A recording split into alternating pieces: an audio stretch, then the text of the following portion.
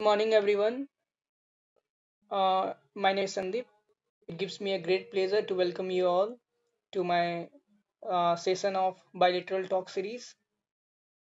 Today, the topic will be Trumponomics, that is the economic policies of the Trump and Donald Trump's. As we know that Donald Trump's economic ideology, summarized in the slogan of MAGA, that is "Make America Great Again," that emphasizes protecting the US trade, jobs, and sovereignty. His approach across both terms has reflected a decisive shift from global liberalism to economic nationalism. And in this regard, we have been joined by a special guest, Mr. Sonak, who is American national, having a leading voice in the international relation, especially India US. So, without further delay, I want to start or I want to discuss this topic with you all. First of all, we will discuss the major pillars of Trumponomics, that is, the major pillars of the Trump's economic policies. If we see during his first tenure after coming into the power in 2017, he brought some tax reforms, such as he reduced the corporate tax from 35% to 21%, and it helps the firms in the context that they have a lot of funds in their hand to invest, and that ultimately stimulates the growth, US economic growth. Second thing is that he reduced the personal that means income tax too. That means now the people have a ample money in their hand to invest or to sorry to expand in the domestic forms in the domestic market. That ultimately some bit of growth pushed some bit of growth. Second thing is that second pillar of his policy is the deregulation. Trump wanted to reduce the government intervention in in financial sector, in economic this energy sector and the environmental sector. If we see in energy sector, he wanted to expand his the production, the fossil fuel production, and the motive is that he wanted to reduce the dependency of fuel onto others.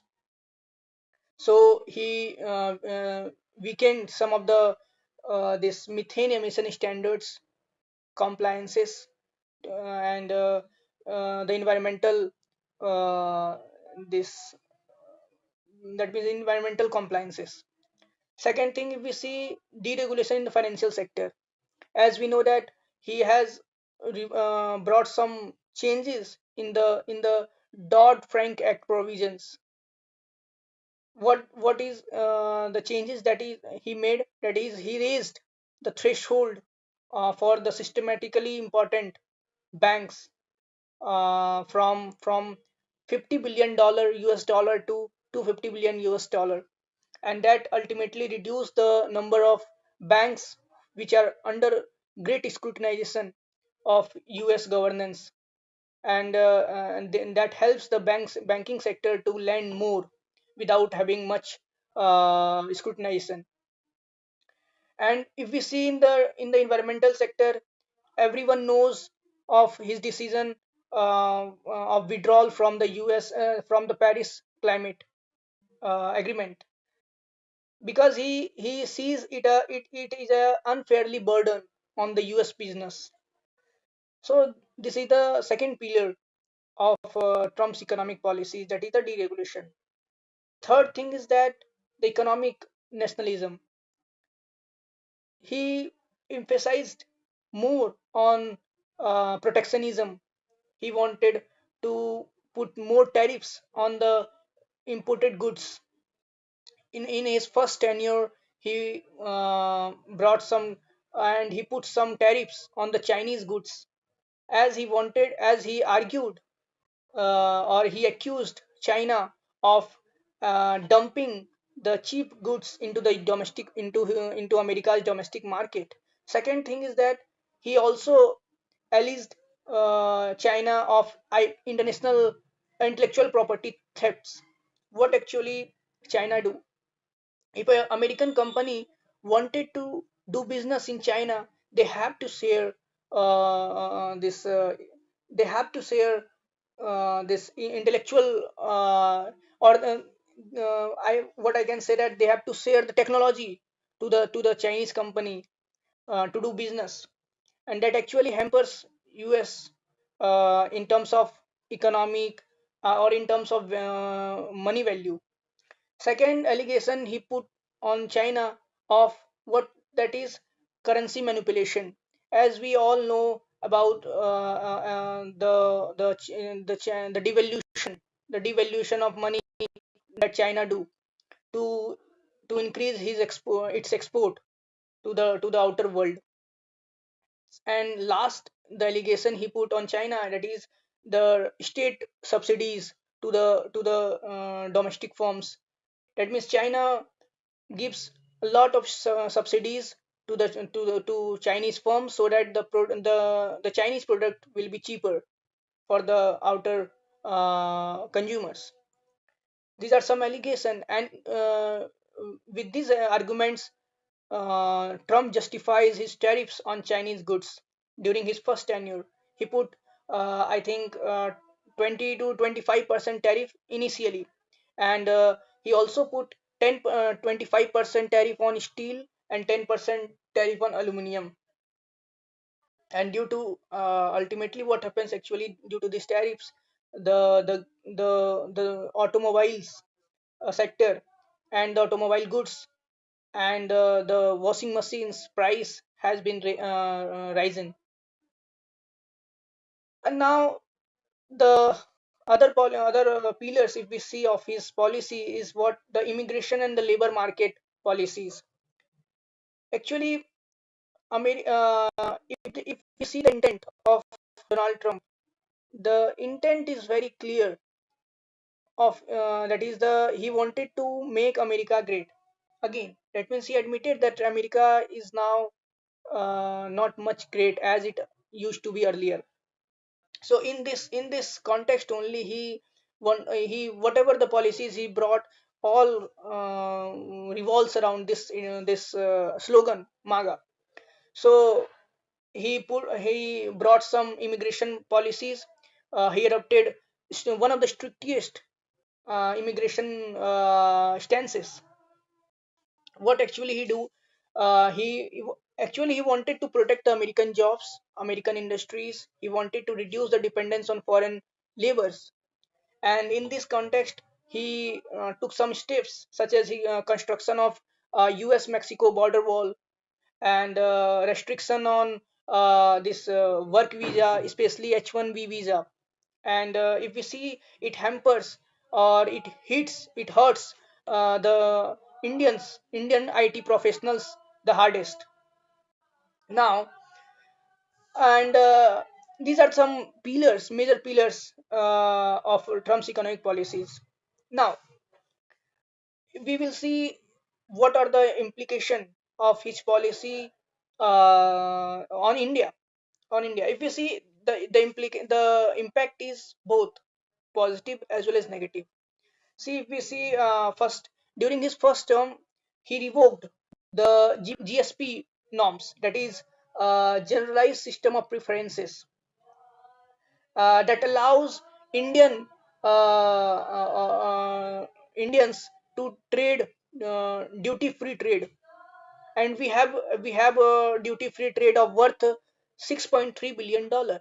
And due to the revocation of this GSP, it hampers a lot.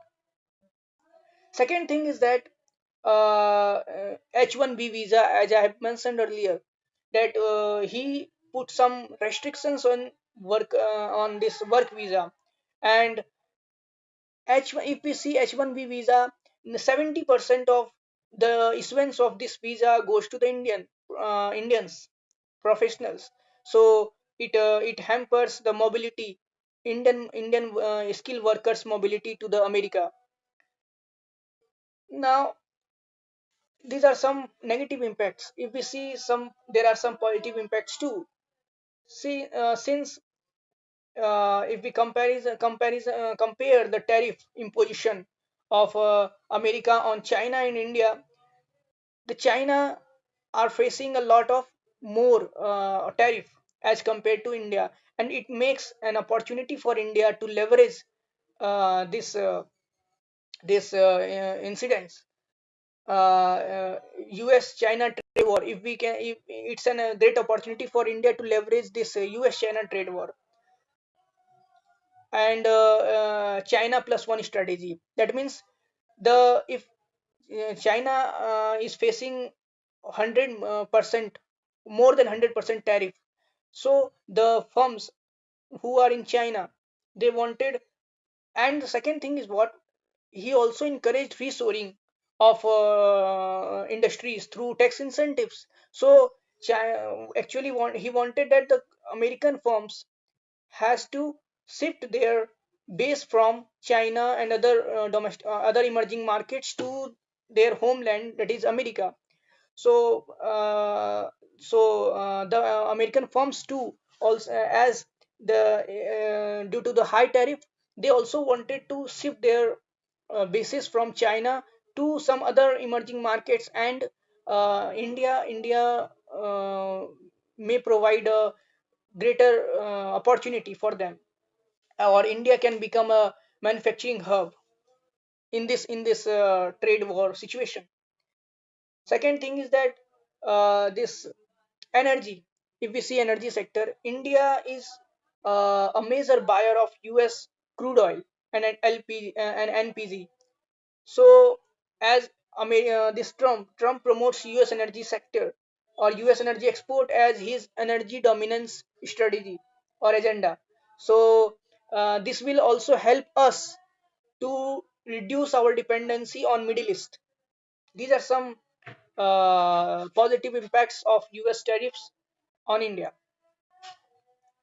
Now, first, uh, now we will see what is the overall impact of Trump's fiscal policy on their country. That is on their revenue, on employment, expanding, deficit, debt. These things we will see from some facts. First, we see revenue. The revenue US revenue has declined. Why? Because he reduced the corporate tax and the income tax too. So it reduced the government revenue, and also burden their fiscal balances. How? Earlier what happens, earlier government makes some revenue from the taxes. Now they cut taxes, so the revenue, the incoming of revenue, the door of income has closed, and now they have to depend on others. That is, they have to depend on tariff, that on tariffs. So overall the revenue has decreased. Second thing is that spending has increased. Why?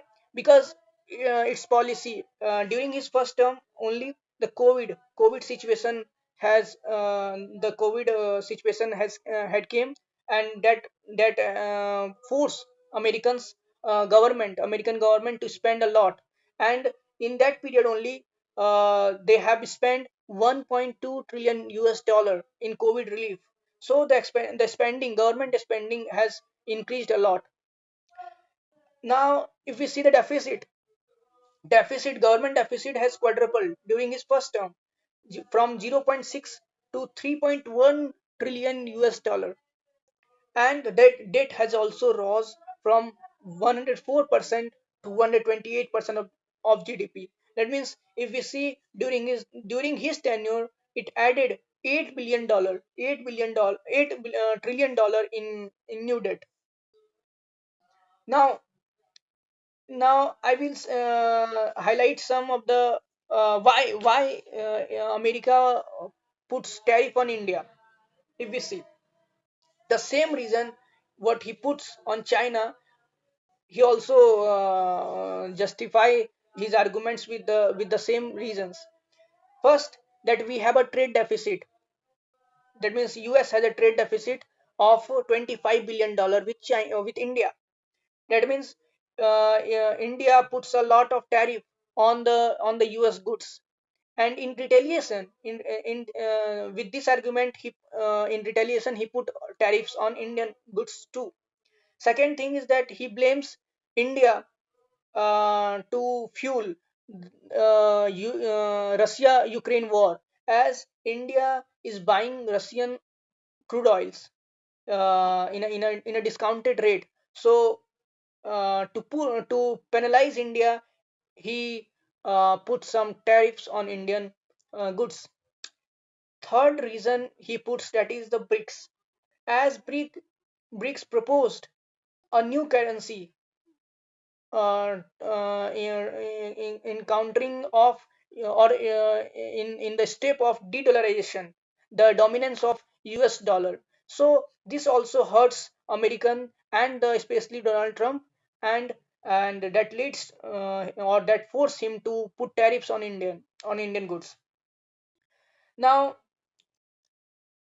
during his second tenure, if we see, his aggression is quite much more visible, as he puts a 10% baseline tariff of 10% on more than 60 to 70 countries, even on an island in the Pacific where no human citizens are, or no human settlements are there, only penguins are there, they have to also face 10% tariff. So these are if we say these are some broad economic policies of Trump's, and this has a great impact not only on the world trade, but especially in the emerging in the country like emerging country like India. Now, if we see overall, if we see US loses more than us. How? US is a consumption driven or consumption heavy economy, as 30% of the world's consumption is done by US. That means what US people are consuming more in terms of high value products.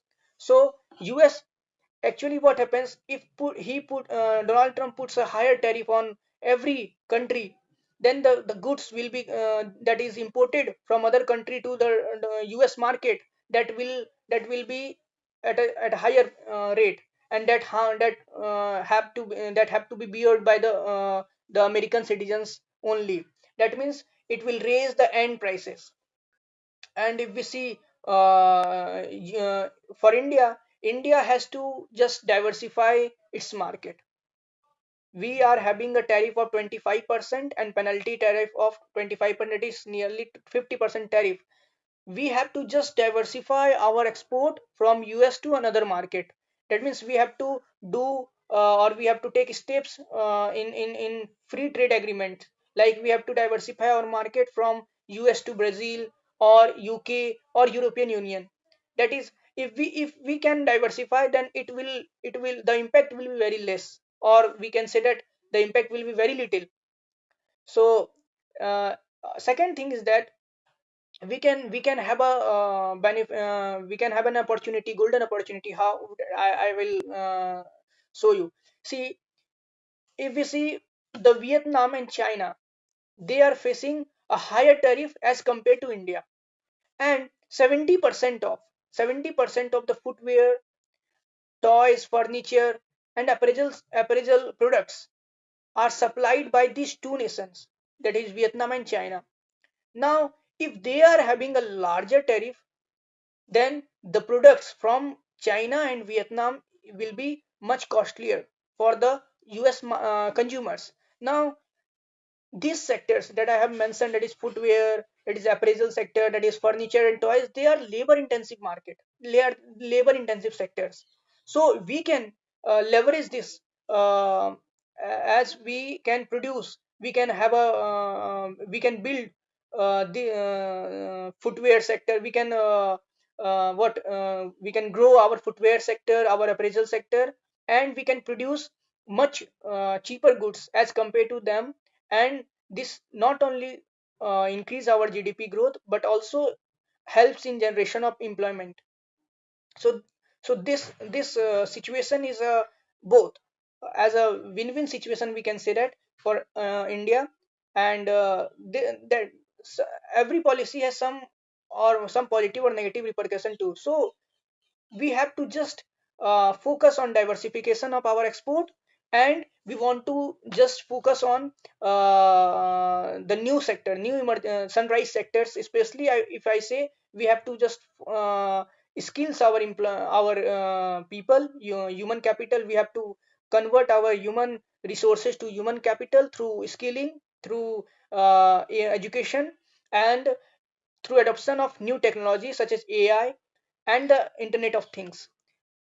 And we have to also we have to trade, or we have to use rupee trade mechanism with tradings of other nation to build our rupee stronger. So these are some of the positive and negative impact of US Trump's economic policies on India, as well as I have mentioned of overall what will be the impact. So now I request our guest who joined us from America, and he has some better knowledge. So he will put some insights to us. So I welcome, or I will invite Mr. Sonak to the screen.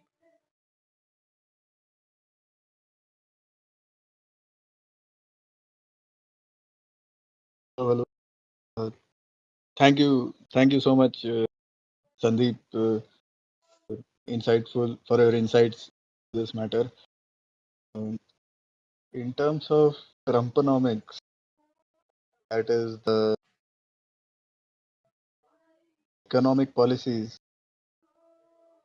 followed by Donald Trump.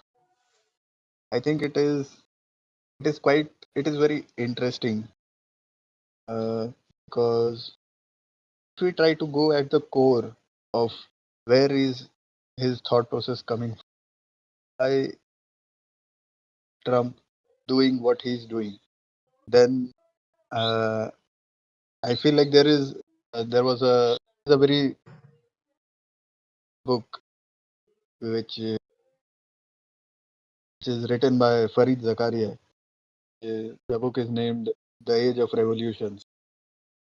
So in that book, Farid Zakaria mentions about, yes, different types of revolutions that have occurred across the human history, be the Industrial Revolution or the European Renaissance or the Green Revolution or many internet revolutions. And then he tries to analyze many of those things. And in that book also, he analyzes, uh, why is it that the countries in the developed world, Europe, America, first world countries, there there is a lot of traction people towards these protectionist policies, having anti-immigrant policies. Why is it that? I mean, where is they, like, not just in first world countries, almost every country we talk about protection of critical industries, critical minerals, protection of data privacy, data security. Everyone is talking about. The world, in a way, you can say, is growing more and more protectionist, and this trend, in a way, was first identified by the author Farid Zakaria book The Age of Revolution, and he mentions that why is it so? Why is it happening? And one of the reasons which he says that ever the Cold War, ever since the Cold War, when the Soviet Union collapsed, America was, uh, long and behold, the greatest superpower, the human in human history. It still is the best superpower in the world. Uh, strongest military, strongest economy, strongest capital markets, at all, and also does great in terms of American soft power as well with Hollywood and various media industries. So ever since the Cold War, there was an understood, accepted fact across the world that okay, liberalization, globalization, uh, less integration with the global economy. That was an understood, accepted fact that this is the general trend where the world is headed. This is supposed to be the way, like the best form of where the human race is supposed to thrive. That form of environment. So ever since the Cold War, the global trade flourished, global economies flourished, a lot of the developing countries flourished, China being one of them. They had decades of high growth, more than 10%, and they built a amazing manufacturing foundations their economy. But slowly and steadily, we see that there is a backlash that we are facing against this global trend of liberalization, globalization, integration, trade integration across the world. And one of the many reasons that there were many people who felt that they were left out this period of globalization. Trump exactly tries to caters to those voters where a lot of end manufacturing was lost when America outsourced a lot of the low end manufacturing to China. Most of what they held was high end intellectual properties. Most of the high end technologies were held by American companies, and most of the low end manufacturing was outsourced to China, Vietnam, and some even to India and many other countries. So there was a section of society that felt left out because they lost all these manufacturing jobs. We see that in Trump's policies as well because they are trying very hard bring back make America great again because they think the decades version of America where people were happy, they had a sense of community and belonging with their low end manufacturing and they they consider that to be the greatest version of America previously. But since then we since then they according to the MAGA community they feel like they have deteriorated uh, in terms of a community because most of the jobs have been outsourced to other countries. Whereas if you see the data, very that is not true. Ever since the Cold War, the per capita income of America has grown tremendously over the years. The market capitalization of American big techs has grown actually ever since then. So it is not true data wise, but that is a sense which a major portion of American community feels, American voters feel. That is what Trump caters to them. I think it is also a normal trend that a lot of the first world countries, developed economies, are trying to grow more protectionist. The rise of AFD in Germany, Giorgia Meloni in Italy. You can look at all sorts of examples. So now, in terms of uh, Trump's these protectionist economic policies that Trump trying to utilize, what impact does it have on it? Because at the end of the day, Americans can do what they want with their economy. They can do what they want. It's their country. But to think what impact that is going to have on Indian economy, because at the end of the day, I'm not one of those people who believes that Indian economy is immune to uh, whatever happens in America because America is the biggest economy and whatever happens there will directly or indirectly will have some consequences on Indian market. And in Trump's case, of course, directly there is a lot of direct impact, especially with in terms of tariffs. I think India is one of the most highly tariffed country. 50% is more than what Vietnam tariffed, more than what China is tariffed on average. Some of the agricultural goods China are tariffed much higher, but on average, India is one of the most highly tariffed country in the world. Uh, one of the on the macro level, like Sandeep said, if you see on a macroeconomic level, then it may not seem a very like a as big of a dent as it seems at first, because tariff most of the tariff is uh, is only on commodities, whereas most of the a lot of India US trade is also dependent on softwares, as softwares are not tariffed. A lot of the IT exports, which a lot of our companies do, is not tariffed. A lot of iPhone exports, which Indian companies do, that is not tariffed. That is also exempt from tariffs. A lot of the pharmaceutical products that our Indian pharma companies make, that is also exempt from tariffs. So if you take a granular, detailed look at it, so the tariff may not be as impactful, but at the micro level, I think it is very impactful.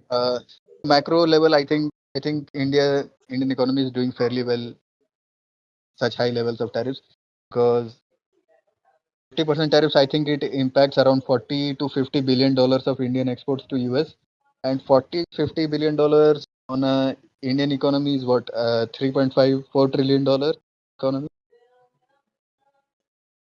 So for 40 $50 billion on 4 trillion is I think 1% or 1% or 2%.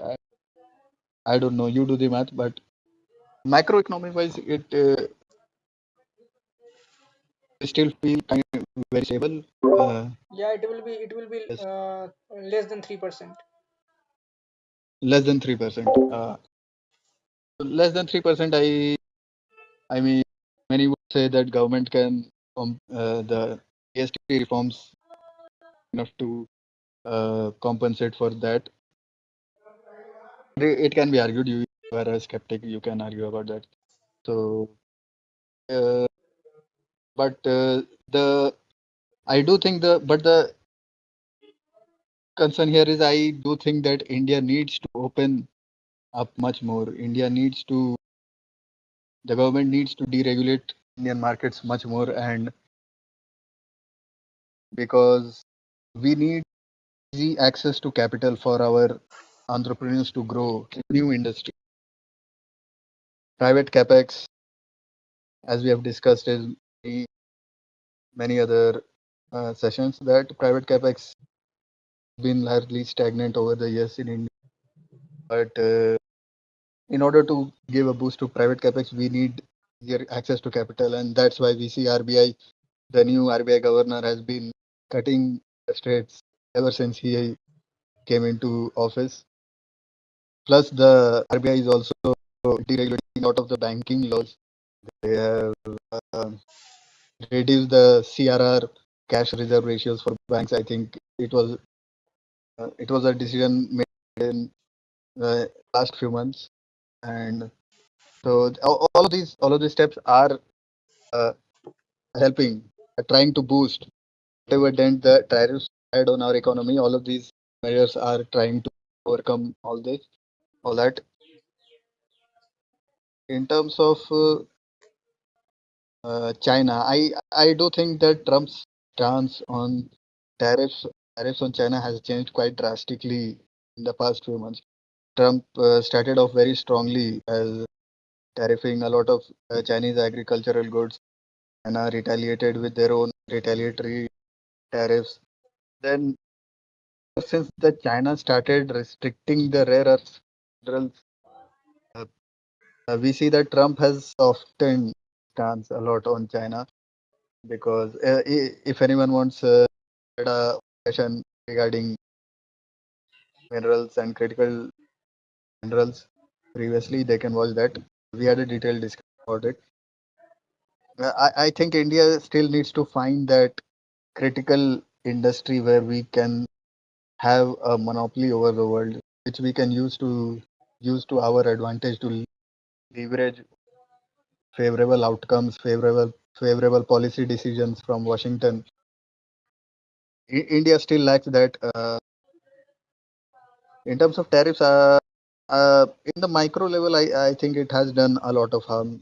Of textile companies, uh, they are facing existential crisis. A lot of our gems and jewelry exports, where America was a important export destination for India's gems and jewelry, but that is quite uh, difficult nowadays. Now that we are facing 50% tariffs, uh, I do like the tariffs will be will be lowered going forward in future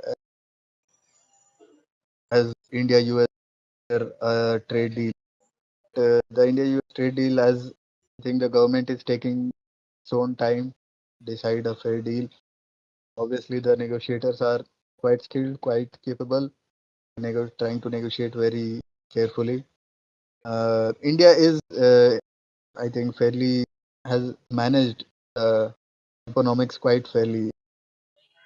Tariffs is manageable, though difficult for various industries.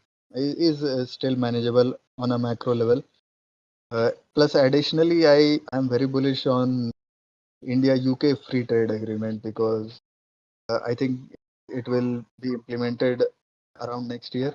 The agreement is almost signed, and I think in the India UK trade deal holds a lot of promise, and India can India can benefit a lot from it because UK, as we all know, is another capital.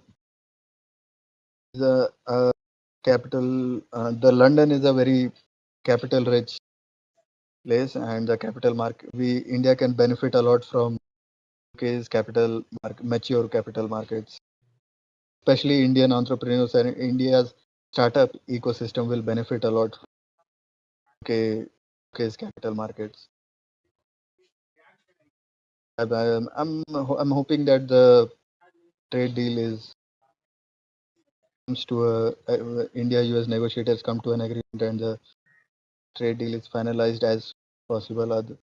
Otherwise, as soon as the tariff situation uh, it lingers as much longer, it will only be painful for Indian, be painful for American business as well as a lot of it is creating a lot of discrepancies in the market. So, but as we have seen, expecting a very logical and rational policy decision from the current American leadership is, I think, will be a huge mistake. You never know what to do next. So, uh, fingers crossed. Let's see what happens in the future.